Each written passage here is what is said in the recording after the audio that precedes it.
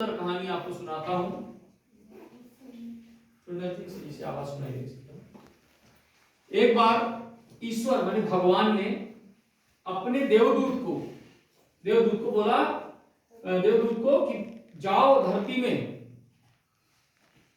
भगवान स्वर्ग में रहते हैं, बोले कि जाओ धरती में सबसे सुंदर हाथ ढूंढ कर लाओ, जिसका सबसे सुंदर हाथ हो वह ढूंढ कर लाओ। तो देवदूत बड़ा खुश, अरे धरती में जाऊंगा, तुरंत ढूंढ लाऊंगा।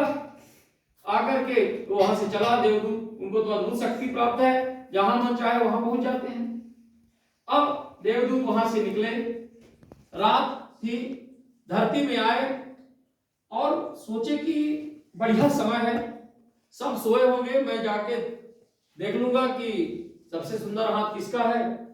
अब देवदूत सोचा कि पहले कहां जाऊं, इसके हाथ तो देखूं। उसके मन में आया कि मैं राजमहल में चलता हूं, महारानी जी का हाथ बहुत सुंदर होगा, क्योंकि वो आभूषणों से लदे होंगे, उनके हाथ में मेहंदी लगा होगा और बहुत सुंदर उनके हाथ होंगे, कोमल कोमल हाथ होंगे। चलता हूं, देखता हूं। वो देवदूत राजमहल में गया, रानी के हाथ कि जैसे ही नजदीक पहुंच रहा था, एक दुर्गंध आया, खराब गंध आया। अरे ये कहां से आया? उसको पता चला कि रानी के हाथ से आ रहा है। क्यों? क्योंकि रानी कभी कुछ काम करती नहीं थी, रानी कभी काम नहीं करती थी, सब नौकर चाकर करते थे, और बल्कि दूसरों को कष्ट भी देती थी, ये करो वो करो, है ना, तरह तरह के। तो उसके हाथ में गंध आया, दुर्गंध आया। अब सोचा देवदूत कि चलो राजा जी के पास चलते हैं, राजा जी का हाथ तो बहुत सुंदर होगा, राजा महाराजा है। राजा जी के पास जैसे ही पहुंचता है, उसके हाथ में भी दुर्गंध आता है। क्यों? क्योंकि राजा भी दूसरों के धन को खाता है?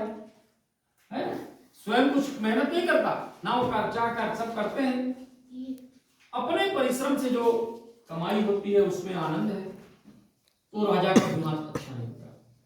अब वो सोचा, बेटा ध्यान से सुनो इधर, वो सोचा कि चलो सेठ महाजनों के पास चलता हूं, बड़े बड़े सेठ धनी लोगों के पास चलता हूं। जब गया, उसको भी सुंदर हाथ नहीं मिला। इसी प्रकार बोले चलो मंदिर मठों में चलता हूं, मठों में तो अच्छे अच्छे साधु संत होते हैं, साधना करते हैं, भगवान की पूजा करते हैं, अच्छा धर्म का काम करवाते हैं, चलो वहां चलता हूं। वहां जब गया, वहां भी उनके हाथ सुंदर नहीं मिले, उनके हाथ में भी दुर्गंध आ रही थी। क्यों? क्योंकि साधु संत मठों में रहने वाले वो भी चोला ओढ़ लेते हैं साधु संत का, लेकिन काम अच्छा नहीं करते। अब पूरे चारों तरफ घूम लिया, कहीं उनको सुंदर हाथ नहीं मिल रहा था। अब वो थक गया, बोलता है थोड़ी मैं आराम, खेत के एक पेड़ में ऐसे बैठ के आराम करने लगा, और जैसे ही आराम कर रहा था, सुंदर सी शीतल हवा, सुंदर वायु, सुगंधित वायु, बहुत सुंदर खुशबू लिए हुए वायु उसके पास आया। उस आश्चर्य हुआ, अरे सुंदर खुशबू कहां से आ रही है? जगह देखा, अरे कहां से आ रही इतनी सुंदर खुशबू? इधर से खुशबू आ रही थी, इधर देवदूत गया, एक मचान में खेत में किसान सो रहा था। किसान जानते हो जो खेती करते हैं, तुम लोगों के मम्मी पापा खेती करते हैं ना, तो वो सो रहा था, उसके हाथ से सुंदर खुशबू आ रही थी। देवदूत सोचा यही सबसे सुंदर हाथ है, और देवदूत उसको लेकर के कहां गया? भगवान के पास। भगवान के पास जब पहुंचा, बोला प्रभु मैं आपके निर्देशानुसार सबसे सुंदर हाथ वाला व्यक्ति ले आया हूं। भगवान जान गए वास्तव में यही सबसे सुंदर व्यक्ति है, क्योंकि किसान ही परिश्रम करके, मेहनत करके, ईमानदारी से कमाता है और देश को समृद्ध करता है। हम लोगों को पालन पोषण कहां से? किसान ही खेती करता है ना। अगर अनाज नहीं होगा तो हम क्या खाएंगे?